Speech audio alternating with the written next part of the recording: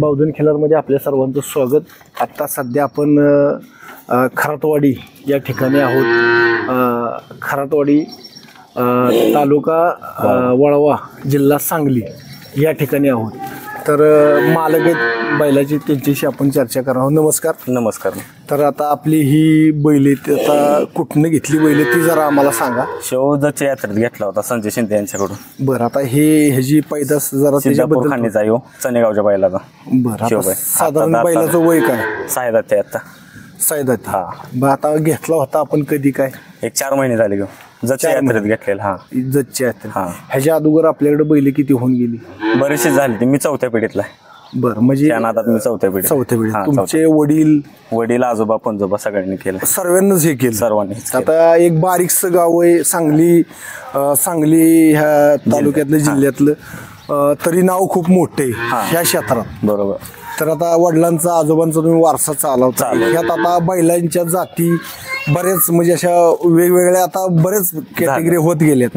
तर आता ह्या दोन्ही बैलातलं साम्य काय, म्हणजे असं वेगळं? दोन्ही पण धनगर खिल्लार, दोन्ही पण सिद्धापूर खाण्याचे येते बैल. बर. हा पण सिद्धापूर खाण्याचा येतोय, फक्त बाप वेगवेगळा आहे दोन्हीचं. त्याचा बाप आहे तो तमाराया सावकर चर्चन उमराणी. बर. यांच्या बैलाचा ह्यो बैल आहे हरण्या. आणि बाजी चनेगावच्या बैलाचा आहे. चनेगावचा बैल आता निशांत मानगाव इकडे आहे, त्या बैलाचा बैल आहे बाजी. आणि हो तमाराया सावकर उमराणी यांच्या बैलाचा. शिव दाताला चौसा आहे हरण्या आणि बाजी 6 जाते. पण आता ह्या क्षेत्रात आपण बैल घेत असतो त्यावेळेस आपण बैलांची कॅटेगरी किंवा जात ही कशी ओळखायची, कशा पद्धतीने? जातगोत बघूनच घ्यायला लागतं. शेंग, तोंड, कांबळ, हातपाय. बर, ती झाला हातपाय किंवा जांभळ किंवा त्याचं शेपूट, गोंडा, नाक्या, तळखोर ही सर्व बघता येईल. हो.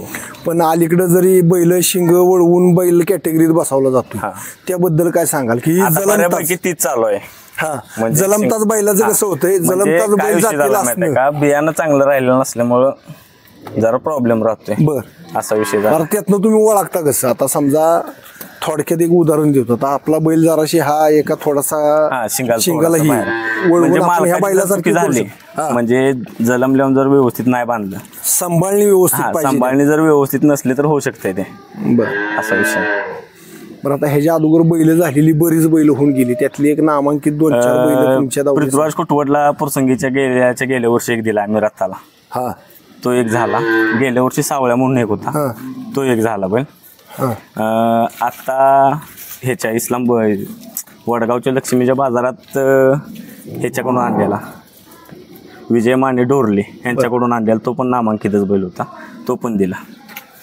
म्हणजे पैसे झाले तर देतो आम्ही, असा विषय. म्हणजे वळूचा धंदा करत करत आपलं हे व्यापार पण असतो थोडक्यात.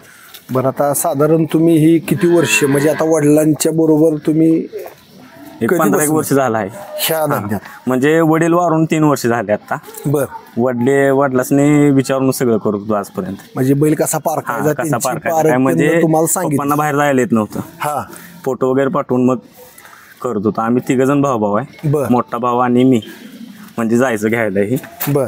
मधल्या भावानं बाकीचं, मधला भाऊ नोकरीला आहे, मोठा भाऊ हॉटेल आहे आणि मी ह्या नादात आहे. बरं, आता ह्यात शेती वगैरे काय तुम्हाला? शेती गावात 3 एकर आहे, इस्लामपूरला 3 एकर आहे. बरं, आता साधारण वार्षिक उत्पन्न काय आहे ह्यात? किती? आता दिवसाला 1-2 तरी गाय होत्याच आपल्याला. गायला दर आहे 1500 रुपये. बर. म्हणजे घरी आली तर 1500 रुपये, घरपोचला गेलो तर बैलाचे 2000 रुपये आणि टेम्पो भाडं काय होईल. म्हणजे आता घरपोचला पण देतोय. म्हणजे काय विषय झालाय, घरपोचला काय द्यायचं? आता समजा तुमची गाय आहे, जरा दमवत्या, माणूस बळकम आहे, असं तुम्ही येऊ शकत नाही ना. त्यामुळं जायला लागतंय घरी. बरं, आता ती झालं. आता तुमच्या वडिलांच्या काळात होऊन गेलेली बैल 1-2-3 मला सांगा. बरेचशीच आहेत तसे.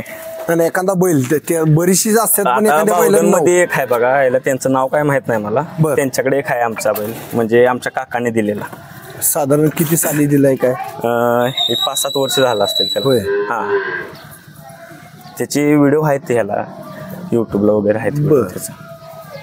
बरं, आता बैल घेताना तुम्ही सांगितलं, आता बऱ्याच खानाखोना असतात किंवा शेंगाचं हे सांगितलं, अलीकडं ही व्हायला लागली.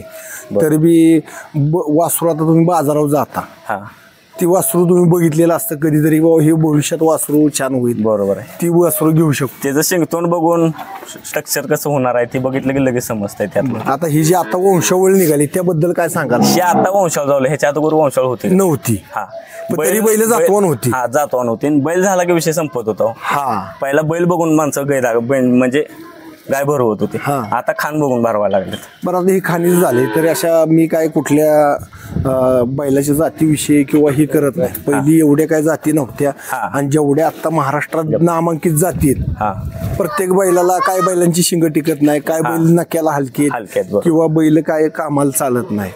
तर आता ही बघत असताना तुम्ही काय सांगाल? आता म्हणजे ट्रेंडिंगला जास्त आहे ती सिद्धापूर खान आहे. हा, सिद्धापूर खान आटपाडीला आहे जास्त करून, निवर्गी लाईन, आटपाडी लाईन आणि सिद्धापूर खान जरा ट्रेंडिंगला असा विषय. म्हणजे जास्त करून गरम म्हणजे बैल आता सिद्धापूर खाण्याचीच आहे. बरं, आता त्याचं ट्रेंडिंगला ती बैल आहेत म्हणताय ती बरोबर आहे, पण त्या बैलांचं वैशिष्ट्य काय असं की बाबा ती करंटला तापट आहे, तापट आहे, जास्त अग्रेसिव्ह पण जास्त आहे, ते दिसायला पण देखणी आहे. ते म्हणजे सगळंच त्यांचं चांगलं आहे. फाउंडेशन पण लय चांगलं आहे. मागचं शरीर वगैरे शेपट गोंडा, शेपट लहान आहे एकदम. शिंगाचं पण स्ट्रक्चर चांगलं आहे. बरं, असा विषय म्हणजे तोंड बिन सगळं जसं पाहिजे तसं आपल्याला. बरं, आता आपण प्रदर्शन असेल किंवा चॅम्पियन पदासाठी आपण खेळलोय का कुठं? असं कुठं आम्ही नाही प्रदर्शनला कुठं गेलो, कुठंच जात नाही. काय होतंय आता विषय सांगतो तुम्हाला प्रदर्शनचा, सगळीकडे जाईल तिकडे राजकारणच आहे. म्हणजे न्याय भेटत, न्याय भेटत नाही. म्हणजे वस्तू बघून नाही नंबर, माणूस बघून नंबर देते. त्यामुळे आम्ही प्रदर्शनच्या काय कुठल्या नादाला लागत नाही.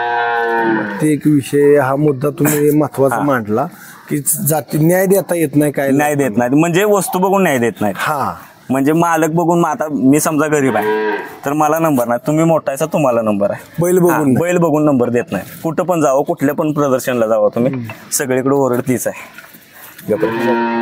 आता ही बारीक गाव आहे. हा, ह्याची सुरुवात ह्या बैलांची किंवा बैल स्टार्ट हा कसा झाला? थोडंसं गाव पूर्ण व्यापारीच होतं पहिलं, म्हणजे खिलार क्षेत्रात एक नंबरचं व्यापार, म्हणजे टॉपला होतो व्यापार वर्ग.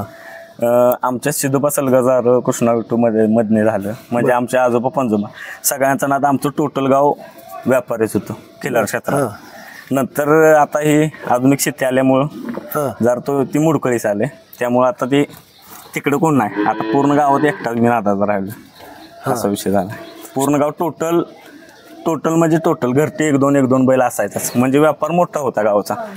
कुठल्या पण यात्रेला जाऊ दे, पुशेगावला जाऊ दे, खरसुंडीला जाऊ दे, जेवढ्या मोठ्या यात्रा आहेत त्या सगळ्या यात्रेसने पहिला विचारायची खरातवाडीची बैल आलेत का, असा विषय होता.